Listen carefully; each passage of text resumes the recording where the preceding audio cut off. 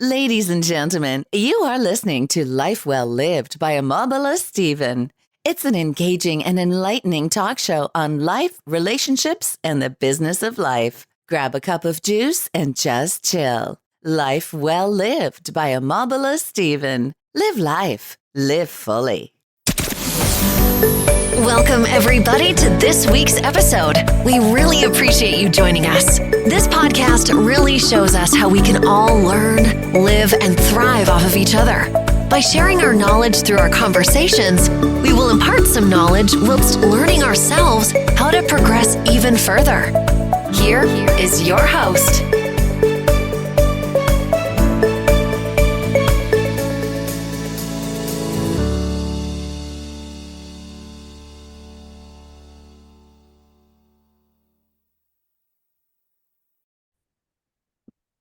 Good to have you on Life Well Lived by Amabala Stephen. I'm the host of Amabala Stephen. We focus on personal development and self-improvement on Life Well Lived by Amabala Stephen, and we occasion experts and professionals who are adept in these topics because I come to realize generally that personal development and self-improvement is a lifelong process that we must embrace in life in order for us to bring that which we have in it to the fore. Now, when we begin to look inwards and asking questions about what we really want to become, finding our true identity, personal development and self-improvement comes to the rescue. And so it's very important for us to focus on personal development in order for us to move from where we are to where we need to be. Today, I have Ulrike Seminati on the show with me. She is the globally operating coach, trainer, and consultant. Now, Ulrike Seminati is going to be talking about how we can communicate with impact. Welcome, Ulrike Seminati, to the show. Yes, thank you, Mabola, for having me. I'm really, really honored to be here. Thanks for joining me on the show. We know that communication is the life of any relationship, be it a personal relationship with your family and also in your workplace. So it's a very important topic for discussion for this time. So Ulrike, what do you think is the most pressing leadership challenges and issues all leaders need to know? Well, there are many things to communication, but let's start with, I would say, the one thing that I think people can change very quickly if they really want to improve their way of how they communicate with others. And that's about listening. It's very simple. Usually when we think about communicating with impact, this very strong word, impact, it sounds as if you should send out a very strong message and you think about the best arguments ever and you deliver that. Whereas what I realize in my trainings with clients, it's all but that. It's exactly the opposite, actually. It's really about listen first and listen carefully and listen to understand. And just try to switch off this whole huge chatterbox in your head while you're listening, where you think already about, what will I say then? What's my next question? Just have the courage to only listen. It's very difficult. Most of the time we don't do that. And when you start doing that, you will connect immediately with someone on a very different level, and your answer will come also from a different place. It's not coming from your whatever strategic place, how you want to position yourself now, which is not landing emotionally with the other person anyway. You will come from a place where it's like, this is what this person needs. This is what this person can hear. This is what they will understand. And you will say something different and in a different way. And you will realize that there's really magic happening when you just stop thinking about what is the best answer that I can give and move to, hey, let's just first of all connect and listen and just be fully, fully present in the moment of the discussion that you have with that person. Right. And now, still talking about communicating with impact, talking about effective messaging. Now, if a leader knows what he wants to say, how can he understand what his teams are interested in? Tough one, you say? Yeah, I think people most of the time have an idea of how the others are. And good leaders know their people well. Leaders who are not so good might know them only on a very superficial level, but even then you have an idea. What I usually work with is I use a system of motivational drivers of our limbic brain. Yeah, it's a little bit similar to 4 personality styles. So it's like, you have people who are really motivated by dominance, by status, power, visibility, giving direction. They would like to have control. Many leaders have a lot of these traits, a lot of these inner motivators. However, it turns out that like 70% of the global population is not at all like that. And 70% of people all around the world, no matter which culture, on average, need stability, need security, are reliable people, usually don't overpromise, are detail-oriented, maybe analytical, love to plan, and all of that. And when you come in from your perspective of, wow, that's a fantastic growth opportunity, we now need to go on this new project, will be exciting, we'll do that, 70% in average of your team will not be able to hear that. They hear it, but they hate it as soon as you speak the words. Because what they want to hear is something different. They want to feel safe. They want to know, okay, but what's in it for me in terms of safety, continuity, stability? And I know that in a world where change is just a normal thing, for people like that, it's really hard to navigate the change all the time. And when you want to bring teams on board as a leader, think about who is in your team. How many of these people really need stability? And you will see oftentimes these are the reliable people, the calmer people most oftentimes as well. And you need to come up with a different dictionary in that sense. Yeah? And you need to listen also a bit to what they use as words. What will they ask for when you come with words like achievement and growth opportunity and performance? They will probably say, yes, but how do we maintain, or how do we avoid the risk that everything goes all over the place? When people ask that, probably they have that need for security, and you need to switch to what their language is. You can speak about then, instead of saying it's a huge growth opportunity, you can say, hey, as the company is growing, we will continue, and we will create more business continuity. That sounds good. Yeah, that sounds different than performance or overperforming. It sounds compelling to someone who needs stability. And actually, it is a reality too. It's not that you're lying. You just come from their perspective. And that's what good communication is about. Because when you come from your perspective, your message is tailor-made to the single person on this planet who will never get it. And that is you. So you need to shift the perspective. You need to get into the perspective of others. You need to think about that really carefully. Who are they? What do they need? What have I heard from them in the past? You know, where was the resistance and why? And if you don't know, well, you have to ask. And what I said in the beginning, when you ask, really carefully listen to understand what they are saying, not to give a good answer, but to really just understand what they're saying to you. And then you draw your conclusions on how you should communicate with your team. All right. Now, so how can leaders then, how can they shift to communicating in a way that builds trust and buy-in? Yeah, well, that's exactly the point. So to get buy-in, yes, you need to speak the language of the other people. Which language? I mean, it's this famous, you can imagine it really like a dictionary. We all have words we are attracted to, and we have words which we don't like, which we feel that's a threat for me. And think about that. For some people, everything that is new, they love it.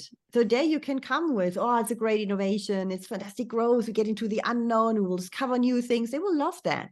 But you have the others, and that's a majority, who really, really don't like these words, and they get afraid. And when they get afraid, they will not buy in, and they will lose trust because they will feel fear, and they will feel threatened, and they will think, oh God, better not to go too far into that. And I will try to avoid that topic. I will try to avoid to invest myself too much in this project, for example. So you need to speak that language, and consistently also then stick to your word. I mean, it's an obvious thing when it comes to trust. But I know that for leaders, it's very, very hard to stick to their word sometimes, because they might think they can, and then something comes from the top and they can't anymore. Yeah, because things change, and then you're there and like, oh God, I promised this, and now I cannot stick to that, for example. So it's really about being just more honest. I know that many leaders fear transparency, because they think that when people know too much, then I don't know what they think that it's dangerous some way, and that they as a leader lose control. Whereas it's really exactly the opposite. If you are not transparent, you have no control. So whatever, because everything happens in the background. You cannot hear what people are saying about you, about the project, about everything. So it's really about just have the courage to be more transparent, and to say as well openly, hey, I would love to promise you that, but I can't. I would love to have a project that is maybe more smoother, more human or nicer, but I can't handle that. So how can we now as a team do something for us so that we get through this together in a way that we feel better about it and create the teamwork? This is how you create trust and buy-in, because people feel empowered. They can contribute with their strengths, not making out of them something that they are not. You know, a change-resistant person who is security-oriented will never be a huge early adopter of any new idea that comes. It will never be. But they are the person who will carry it through over time. Once they are on board, then you have them with you, and then they get your most reliable partners within the change, actually. And I think there needs to be a shift in how we see these different profiles. Right. Thanks, Ulrike, for sharing that with us. Now, so what do you think is the most common mistakes that leaders make when they communicate with their teams? I think they believe that when it's logical for them, it's logical for the team. You know, I hear that so often. But my message was crystal clear. Was all clear, wasn't it? Even a one line email, you know, a really simple sentence can lead to a ton of misunderstandings, because people come from their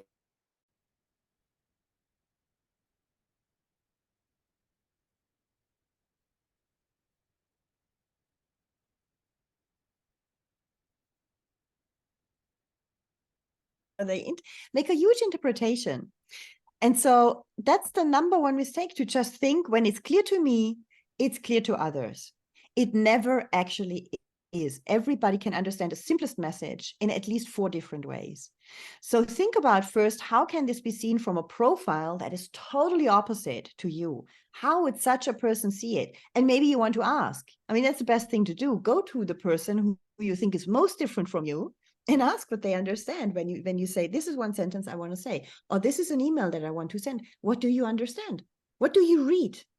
And they will be really surprised that what they read is not at all what you as a sender thought that you are sending out. There are a lot of nuances that lead to a lot of misunderstandings. Right. Now still talking about communicating and talking about the role of leaders, personal, the right communication to their teams. So how can they shift to communicating in a way that build up? Now, the question is, what is the main element that we systematically overlook when we try to convince others? Well, we systematically overlook the other people's perspective. You know, what I do in my trainings, I do a very simple thing. First of all, I explain different personality styles. People then kind of see which personality style they are. And then I ask them to sell a house. It's a simple thing, a house, yeah, you would say, to sell a house to the opposite personality style. And you wouldn't imagine how difficult that is, and how hard people find it to find just more than 2 or 3 compelling arguments for the other profile. And it's just a house, you know, and a house has a lot of features. You could speak about what's inside, what's outside, what's in the garden, what's in the neighborhood, what's in the garage. I mean, there's so many things. And yet I see that for people, it's very hard to even find 2 arguments when they need to shift the perspective and step into the shoes of an opposite profile. So I think doing that as an exercise on simple things first, that would really, really help. And it's not done overnight. You will not just now, while you listen to that, say, hey, cool, I do that from tomorrow onwards. Do it, but you will see you need to really learn that step by step. And when you think that you already made a big step on the other side, you will realize that you're not even halfway there. And it's an exercise that you really need to start practice. Just start thinking differently, thinking from another perspective, and really ask people what they think about different subjects which you have, topics that you have, burning topics in your team maybe. You need to get into a dialogue. And this is where you can see different perspective and learn from that. And then try to shift and step into the other people's shoes, what we call empathy, actually. Yeah, it's very difficult. It's not natural. We don't do that naturally. It's a process which you need to learn, and it takes time to invest in the beginning, but it really pays off after a while when you're doing that for a few months. Ulrike, do you have any exciting news or any projects in the pipeline you would like for my audience to know about? Yes. So when somebody wants to read more about this, I have an e-guide, which is called Mastering the Art of Persuasion. So you can find it just by going on my website, ulrikeseminati.com. You can also find me when you put in leadingchangeconversations.com. It's maybe easier to memorize, because there's also my new podcast, which I will launch end of this year, so coming up in the next weeks, about leading change. So Right. I will interview people from corporate jobs and corporate positions on a specific change scenario and challenge they had with people, how to bring these people on board and what they could do differently in that. And that is a very real life podcast this time. Yeah. That's good news, and that's good to know. I wish you best of luck in that project and the subsequent ones, Ulrike Seminati. Any parting word you like to share? Any what? Parting word? Last word? Last Yes. word is really think about how to say, don't ruminate too much in your head when you communicate. Focus on the outside. Send all your energy to the person or people in front of you, instead of thinking, how do I look? What will I say? Oh God, I'm nervous. And what if I make a mistake? Forget all of these thoughts and really focus on the people, and have the courage to then just spontaneously let out of your mouth what is coming out then, and you will be surprised what's happening. Absolutely. Thank you once again, Ulrike Seminati, a globally operating coach, trainer, and consultant who is here to talk about how we can communicate with impact on Life Well Lived. I wish you best of luck once again, Ulrike Seminati. Thank you, Mabola, for having me. All right, it's a pleasure once again. Thanks for sharing your time and your thoughts on the topic of discussion. If you'd like to catch up any missed episodes of Life Well Lived, you can do so on any cross promotion platforms or distribution platforms you bump into. And do have a great time as you listen to experts share their thoughts, wisdom, principles to live by on any topics or subjects on the personal development and self-improvement. I need you to always stay safe. I talk to you soon.